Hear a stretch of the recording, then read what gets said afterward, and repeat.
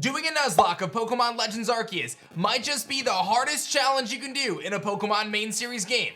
Let's break it down. Yo, whoa, what is going on YouTube? It's your boy Dan, aka aDrive. I bring you guys a brand new video today, and today we are diving into the world of Pokemon Legends Arceus, and I'm gonna tell you guys exactly how you can do a Nuzlocke run or challenge run of Pokemon Legends Arceus. I'm gonna keep this video relatively spoiler-free for those who are interested, but I wanted to give you guys a general guide on how to Nuzlocke this game, as a lot of the mechanics are different from the traditional main series games that many of us have done challenge runs of. So I'm gonna give you guys kind of a basic rule set and an approach from someone who's actually played and beaten the game. So you can kind of go into your first playthrough with a really challenging game if you're interested, because I know, like myself, I like to do these challenges, and I think if I knew then what I know now, I probably would have done a Nuzlocke challenge myself, because it would be a lot of fun. So be sure to like the video down below if you guys enjoy this, and of course subscribe to the channel if you guys are new, so you don't miss out on our epic Pokemon Legends Arceus gameplay coming up, and my own Nuzlocke, which I will be doing at some point, because I really feel like this is too good to pass. So without further ado, let's break down the rule set and how you can do a Nuzlocke challenge of Pokemon Legends Arceus. Okay, so to kind of set the foundation, the first thing we need to look at is what a Nuzlocke actually is. A Nuzlocke is a challenge variant of a typical Pokemon playthrough, which has three basic rules. The first one is you nickname all your Pokemon to create a closer bond with them. The second one is that you capture the first Pokemon you encounter on each route.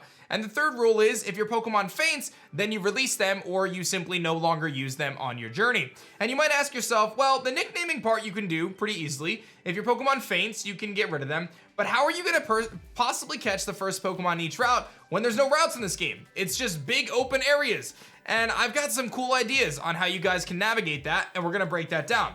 So the first thing I wanna mention are there's gonna be 5 main locations in this game. There's the Obsidian Fieldlands, the Crimson Mirelands, the Cobalt Coastlands, the Coronet Highlands, and the Alabaster Icelands. So the game is essentially broken out into 5 large open areas. And it just so happens that each of those 5 large open areas happens to have named locations, which can be substitutes for routes in this case.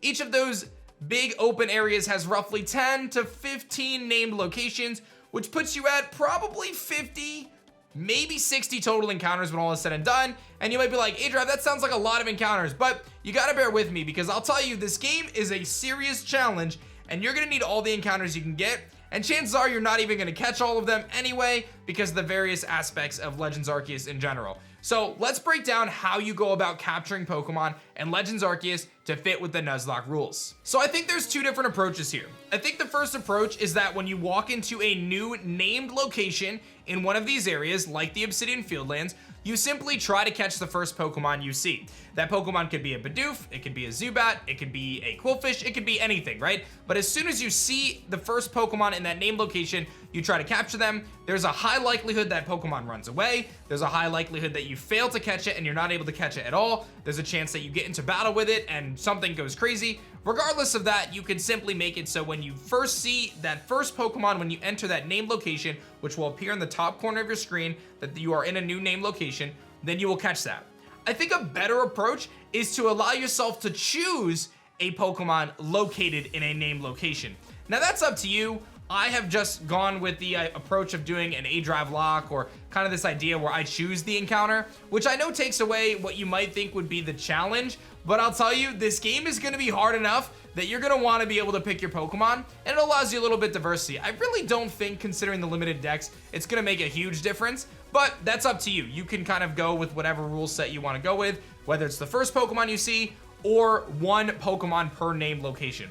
I think, like I said, personally, I would pick 1 Pokemon per named location, just because, again, you'll get a little bit more variation. You can always enact a duplicate clause, where if you already have a Pokemon of that species, let's say you catch a Bidoof, if you see a Bidoof again later, you don't have to get it, you can get the next thing. And if you see a Bibarel, you can choose to get the next thing if you want as well. Another level kind of depth to this that I think is worth mentioning is how you approach alpha Pokemon. Alpha Pokemon are those red eyes, giant Pokemon that spawn sometimes, and I think a really cool optional rule you could add is to allow for 1 alpha Pokemon in each of these open areas. So 1 alpha in the Obsidian Fieldlands, 1 alpha in the Crimson Mirelands, and so forth and so on and so forth. And that alpha would essentially take the place of the Pokemon you would catch in that named location.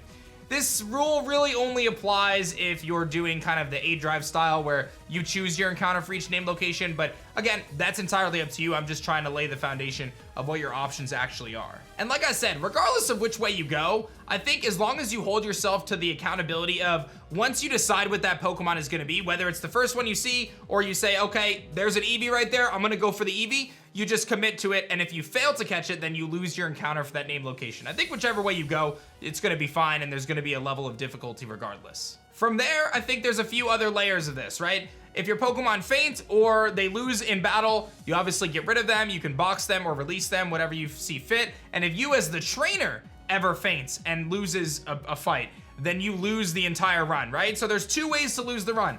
Your trainer faints, which can definitely happen. I'll tell you, on my normal playthrough, my trainer fainted 3 times. 3 times, and I'm a pretty good Pokemon player.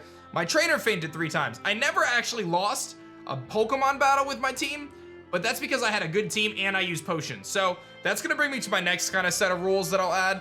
But I think if you were to go with those 2 rules, if your entire team whites out, or if you as the trainer white out, then the run is over and you have to start over. I think that adds another layer of depth and difficulty to this game for sure, especially with these Nuzlocke rules. The next rule I would kind of recommend you implement is a rule that actually takes place in the Hardcore Nuzlocke.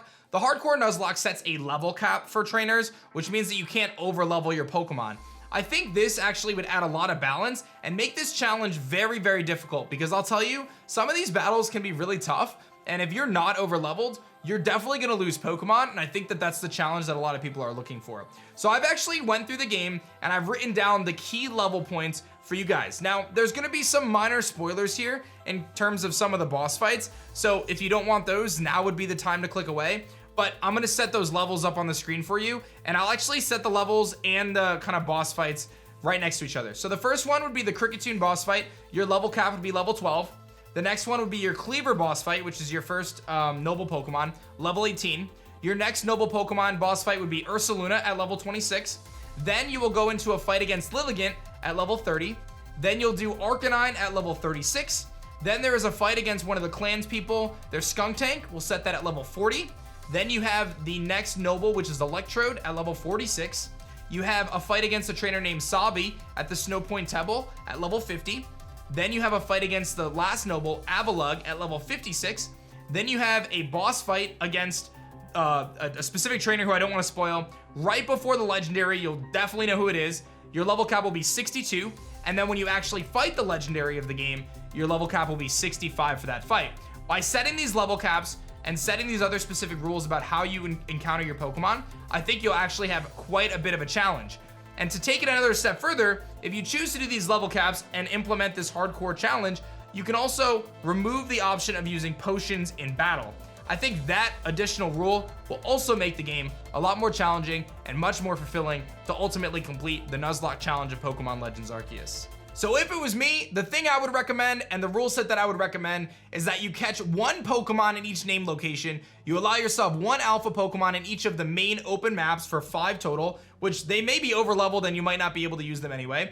I would recommend utilizing a Hardcore Nuzlocke level cap as the ones I set out in this video. And then I would also recommend that if you or your Pokemon faint at any point in time, you have to restart, as well as you're unable to use potions in battle against wild Pokemon or trainers or anything the like. I think if you do those rules, you are in for a serious challenge, no doubt about it.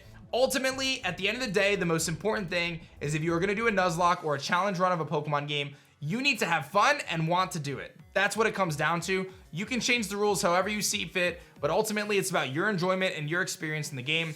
I can tell you I have all intention of doing a Hardcore Nuzlocke with the rules I just set place, with the option to choose my encounter for each area. I don't actually think that's gonna give a huge advantage. I think it just kind of takes away the, oh, which one did I see first, right? Because those are gonna limit your spawn pool, because you're gonna walk into an area and you're pretty much always gonna get the same Pokemon that are gonna be there. But if you explore an area and you choose a Pokemon, I think it's just a better bet. Personally, I think that's the better way to go. But if you're a purist and you don't wanna do that, then obviously tweak the rules however you see fit. But I feel like this game is very Nuzlockable, and I feel like it would be the hardest Nuzlocke challenge to do for any Pokemon game. No doubt about it. I hope you guys enjoyed this breakdown and you found it insightful and helpful for how you want to approach Pokemon Legends Arceus. If anyone plans to do a challenge run like this, let me know in the comments section below. Let me know if you would change anything or do anything different. But ultimately, I do think this is a pretty good rule set, and I gave you guys the Hardcore Nuzlocke rule set as well, so you guys can follow that. I have every intention of doing a Hardcore Nuzlocke of this game at some point, so keep an eye on the channel for that. And again, let me know your thoughts in the comment section below. Like the video if you guys enjoyed, and of course, subscribe to the channel if you guys are new,